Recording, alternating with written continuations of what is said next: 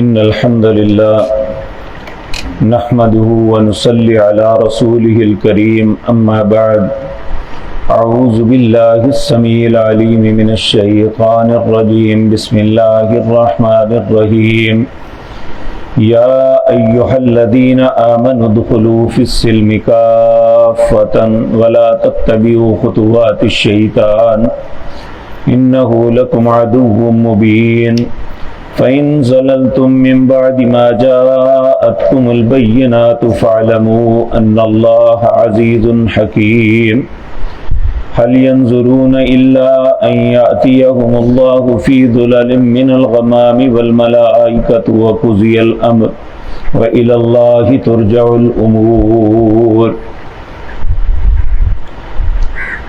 حضرات محترم، ان 3 آیات میں اللہ مالک اہل اسلام کو ایسی بات کی طرف متوجہ کر رہے ہیں جو ہر مسلمان کے لیے اشد ضروری ہے۔ ان میں سب سے پہلی بات یہ ہے کہ ادخلوا فی السلم کافہ، اسلام کے اندر پورے داخل ہو جاؤ۔ سوال یہ پیدا ہوتا ہے کیا ہم اسلام کے اندر پورے داخل نہیں ہیں؟ تو اس میں کوئی شک والی بات نہیں کہ اللہ نے پہلی اقوام میں بنی اسرائیل کا تذکرہ ان کلمات کے ساتھ کیا کہ افتؤمنون ببعض الکتاب وتکفرون ببعض، تم بعض باتوں کو تو مان لیتے ہو اور بعض باتوں کا انکار کر دیتے ہو۔ پھر اللہ فرماتے ہیں فما جزاء من يفعل ذلك منکم، ایسے شخص کی جزا کیا ہو سکتی ہے؟ دنیا کی ذلت اور آخرت کا عذاب، العیاذ باللہ۔ فما جزاء من يفعل ذلك منکم الا خزي في الحیات الدنیا ویوم القیامت، اور قیامت کے دن اشد العذاب، سخت عذاب میں مبتلا ہوں گے۔ تو آج اگر میں اور آپ اپنے حالات کا جائزہ لیتے ہیں، ہم کلمہ طیبہ پڑھتے ہیں کہ اللہ تیری ذات کے علاوہ کوئی الہ نہیں ہے، لیکن جب اس کی وحدانیت کی بات آتی ہے تو ہم شرک جیسے گندے عمل کا ارتکاب کرتے ہیں، اللہ کے ساتھ اوروں کو شریک بنا لیتے ہیں، اللہ سے دعا مانگنے کے بجائے دوسروں سے مانگتے ہیں۔ جس بات سے اللہ نے سختی سے منع کیا ہم اسی کام کا ارتکاب کر رہے ہیں۔ اور ایک شخص وہ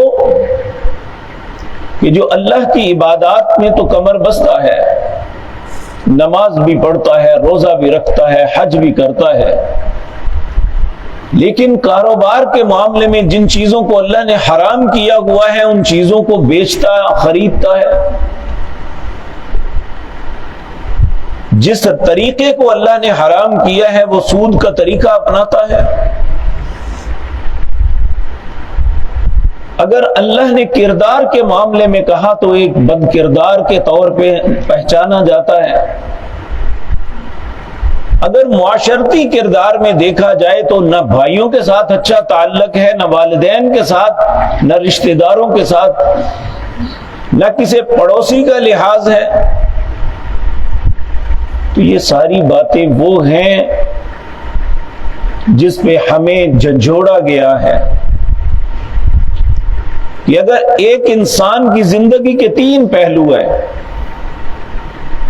سب سے پہلا پہلو یہ ہے کہ بحیثیت مسلمان اس کا اللہ کے ساتھ تعلق کیا ہے،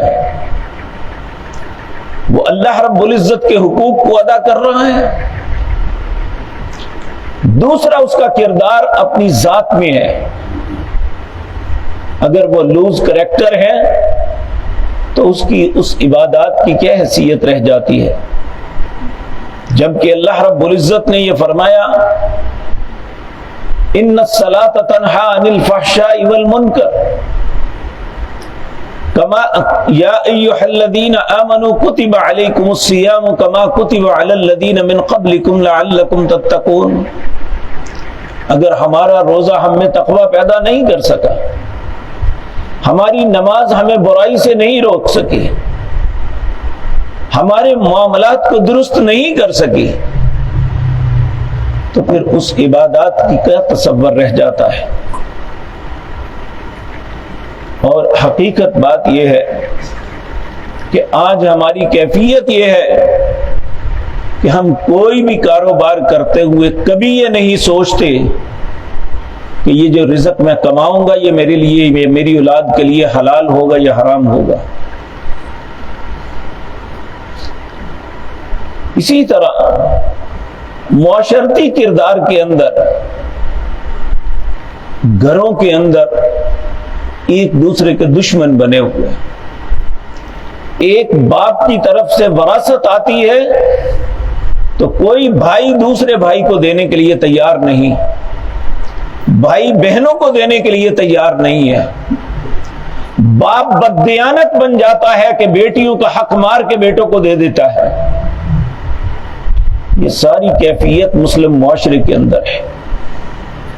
اللہ رب العزت یہی بات ہمیں سمجھا رہے ہیں، یا ایھا الذین آمنوا، اے لوگو جو ایمان لائے ہو، ادخلوا فی السلم کافہ، اسلام میں پورے پورے داخل ہو جاؤ. ولا تتبعوا خطوات الشیطان، شیطان کے قدموں کے پیچھے نہ چلو. انہ لکم عدو مبین، وہ تمہارا کھلا دشمن ہے. پھر اللہ فرماتے ہیں فَإِن زَلَلْتُم مِّن بَعْدِ مَا جَاءَتْكُمُ الْبَيِّنَاتُ، کہ ان واضح دلائل آنے کے باوجود پھسلو گے، پھر بھی بہک جاؤ گے. فَإِن زَلَلْتُم مِّن بَعْدِ مَا جَاءَتْكُمُ الْبَيِّنَاتُ، پھر جان لو، فَاعْلَمُوا، جان لو اگر نہیں باز آؤ گے، ان اللہ عزیز حکیم، بے شک اللہ غالب حکمت والا ہے. یعنی کوئی انسان اللہ پہ غالب نہیں آ سکتا. اللہ ہی واللہ غالب علی امری، اللہ ہی اپنے معاملات میں غالب ہے، اور اللہ رب العزت کا حکم ہی سب سے زیادہ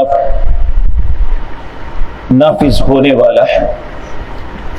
تو اللہ رب العزت فرماتے ہیں هل ينظرون، ان ساری باتوں کو سننے، ان سارے دلائل کو جاننے کے باوجود تم کس بات کا انتظار کر رہے ہو؟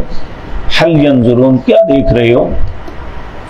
الا ان ياتيهم الله في ظلل من الغمام والملائكه وقضي الامر، کہ اللہ رب العزت بادلوں کے سائے میں، فرشتوں کے جھرمٹ میں آ کے عدالت لگا کے تمہارے متعلق فیصلہ کر دے تو پھر سوچو گے؟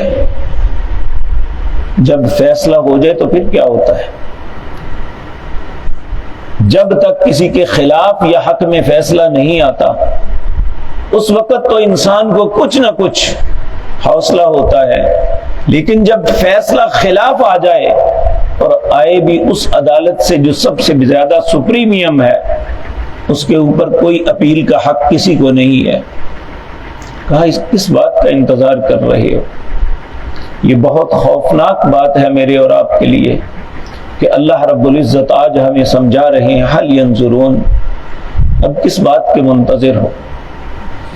الا ان ياتيهم الله في ظلل من الغمام، کہ اللہ بادلوں کے سائے میں اور فرشتوں کے جھرمٹ میں آئے، وقضی الامر، اور اپنا فیصلہ کر دے، وإلی اللہ ترجع الامور، کوئی شخص وہاں سے بھاگ نہیں سکتا، وما هم عنها بغائبین، اللہ کی بارگاہ سے، اس کی عدالت سے کوئی بھاگ نہیں سکتا. اللہ فرماتے ہیں لوٹ کے تمہیں اسی کے پاس آنا ہے. جب ہم لوٹ کے اللہ ہی کے حضور جانا ہے تو اللہ رب العزت کہتے ہیں من کان یرجو لقاء ربہ، جو شخص اس بات کی امید رکھتا ہے کہ ایک دن اسے اپنے رب سے ملاقات کرنی ہے، ملنا ہے، فلیعمل عملا صالحا، اسے چاہیے کہ وہ اچھے کام کرے، ولا یشرک بعبادت ربہ احدا، وہ اللہ کے بندوں میں اللہ کی عبادت میں کسی کو شریک نہ بنائے۔ تو اللہ رب العزت ہمیں اسلام میں پورا داخل ہونے کی توفیق دے، ہمیں یہود کی طرح ایسا نہ بنائے کہ ہم بعض باتوں پہ تو ایمان رکھیں اور بعض کا انکار کر دے۔ اللہ رب العزت ہر بات پہ ایمان اور عمل کی توفیق عطا فرمائے۔ اقول قولی ھذا واستغفر اللہ لي۔